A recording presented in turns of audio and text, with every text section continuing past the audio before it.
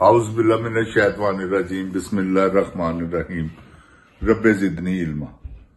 अल्लाह ताला मेरे इल्म में इजाफा फरमा और मुझे सच बोलने की तौफीक दे। अस्सलाम वालेकुम जिन जान पाकिस्तान जी। ओए गोली क्यों चलाई हूं खंजीर दे बच्चे।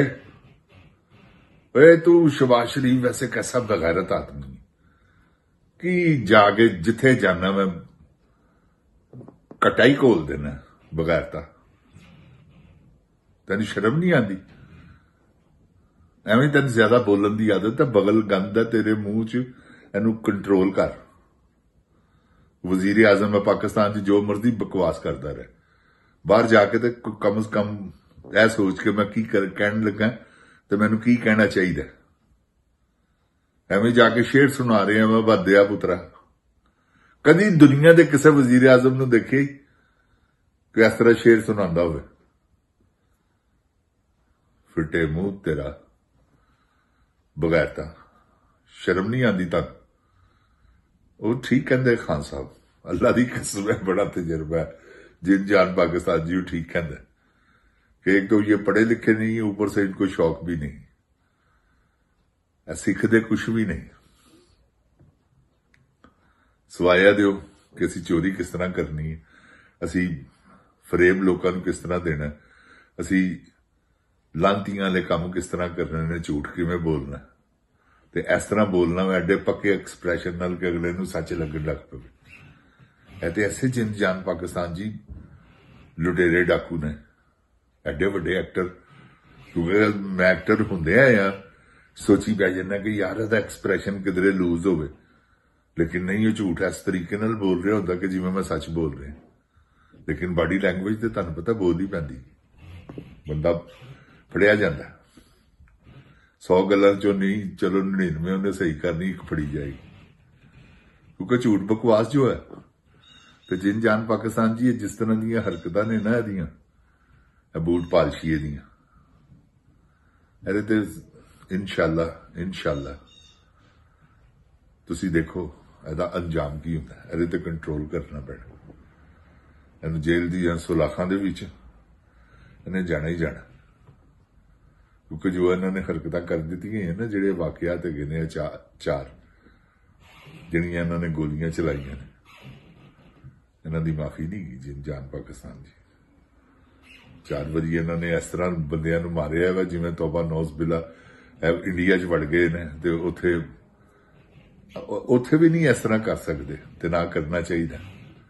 अवाम का की कसूर है? बददिओ पुत्रो, जे तुसी एडे बहादुर हो तो इन्हें कंट्रोल क्यों नहीं करते? दहशतगर्दी किथे हाल कर दिता तुसी, की हाल कर दिता बलोचिस्तान का।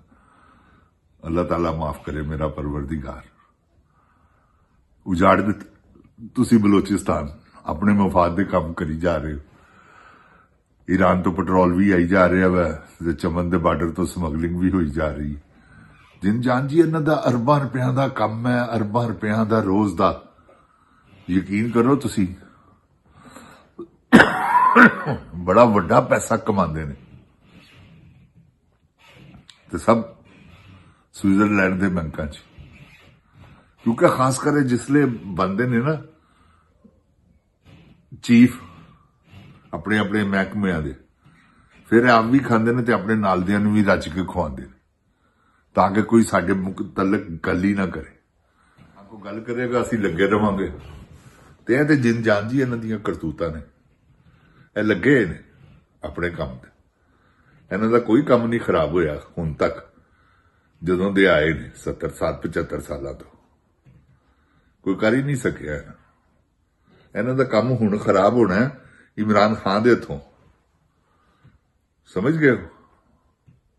वो तुहानूं आजादी दुआएगा अल्लाह तो बाद इंशाअल्लाह। ते तुसी जिन जान पाकिस्तान जी ज़हन बना लो कि असी जिसले खान साहब की काल आई असी निकलना है, शहादत लैनी है। ते खुदा पाक की कसम है, तुसी देखो ये एक दौड़ते किवें ने, इन्होंने जगह नहीं मिलनी। जिन जान पाकिस्तान जी मैं तुहानूं हकीकत कह रहा, ਵਾਦਾ ਉਲਾ ਸ਼ਰੀਕ ਦੀ ਕਸਮ ਇਹਨਾਂ ਨੂੰ ਜਗ੍ਹਾ ਨਹੀਂ ਮਿਲਣੀ ਕਿ ਅਸੀਂ ਲੁਕੀਏ ਕਿੱਥੇ। ਹਸੀਨਾ ਵਾਜਦ ਨੂੰ ਮਿਲੀ ਹੈ, ਕਿਸ ਤਰ੍ਹਾਂ ਦੌੜੀ ਹੈ, ਕਿੱਡੀ ਮੁਨਜ਼ਮ ਸੀ, ਕਿੱਡੀ ਜਾਬਰ ਸੀ, ਕੈਸੀ ਉਹਨੇ ਹੁਕਮਰਾਨੀ ਕੀਤੀ ਹੈ ਜਬਰ ਨਾਲ, ਬੋਲਿਆ ਹੀ ਕੋਈ ਨਹੀਂ, ਜਿਹਨੂੰ ਦਿਲ ਕਰਤਾ ਲਟਕਾਤਾ। ਉਹੀ ਇਹਨਾਂ ਨੇ ਕੀਤਾ ਹੈ ਤੇ ਉਹਦਾ ਅੰਜਾਮ ਜੋ ਹੋਣਾ ਇਹਦਾ ਇਹਨਾਂ ਦਾ ਵੀ ਉਹੀ ਹੋਣਾ।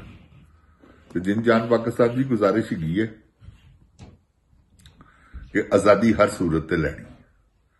ਹੁਣ ਆਜ਼ਾਦੀ ਤੋਂ ਬਗੈਰ ਪਾਕਿਸਤਾਨ ਇੱਕ ਟਗੇ ਦਾ ਨਹੀਂ ਜੇਗਾ ਜਿਨ੍ਹਾਂ ਇਹਨਾਂ ਨੇ ਉਜਾੜ ਦਿੱਤਾ ਹੈ। ਹੁਣ ਤੁਹਾਡੀ ਆਜ਼ਾਦੀ ਤਰੱਕੀ ਹੈ, ਆਜ਼ਾਦੀ ਤੁਹਾਨੂੰ ਪਹੁੰਚਾਏਗੀ ਉੱਥੋਂ ਤੱਕ ਜਿੱਥੋਂ ਅਸੀਂ ਛੱਡਿਆ। ਇਹ 3.5 ਸਾਲਾਂ 'ਚ ਜੋ ਇਹਨਾਂ ਨੇ ਕੀਤਾ ਨਾ, ਉਹ ਆਸਨ ਇਕਬਾਲ ਬਗੈਰਤ ਦਾ ਪੁੱਤਰ ਉਹ ਆ ਕੇ ਕਹਿ ਰਿਹਾ ਵਾ ਟੀਵੀ ਦੇਖ ਕੇ ਜੀ ਅਸੀਂ 20 ਸਾਲ ਪਿੱਛੇ ਚਲੇ ਗਏ ਹਾਂ, ਬਲਕਿ 30 ਸਾਲ। ਉਹ ਬੱਦਿਆ ਪੁੱਤਰਾ 50 ਸਾਲ ਪਿੱਛੇ ਚਲੇ ਗਏ ਆ। ਤੁਹਾਨੂੰ ਨਹੀਂ ਪਤਾ ਤੁਸੀਂ ਕੀ ਕਰਤੂਤਾ ਆਪੇ ਹੀ ਕਹਿ ਰਹੇ ਆ ਤੇ ਇਲਜ਼ਾਮ ਲਾ ਰਹੇ ਹੋ ਪੀਟੀਆਈ ਤੇ ਜਿਹਦਾ ਚੇਅਰਮੈਨ ਹੀ ਅੰਦਰ ਹੈ 804 ਕੈਦੀ ਨੰਬਰ 804। ਉਹਨੇ ਤੁਹਾਨੂੰ ਅੰਦਰ ਬਹਿ ਕੇ ਵਕਤ ਪਾਤਾ, ਬਾਹਰ ਹੁੰਦਾ ਤਾਂ ਕੀ ਤੁਹਾਡਾ ਹਾਲ ਕਰਦਾ, ਤੁਹਾਡੀ ਮਿੱਟੀ ਪਲੀਤ ਕਰ ਦੇਣੀ ਸੀ ਉਹਨੇ। ਤੇ ਗੁਜ਼ਾਰਿਸ਼ ਹੈਗੀ ਹੈ ਜਿਨ ਜਾਨ ਪਾਕਿਸਤਾਨ ਜੀ, ਆਪਣੀ ਆਜ਼ਾਦੀ ਆਪ ਲੈਣੀ ਹੈ।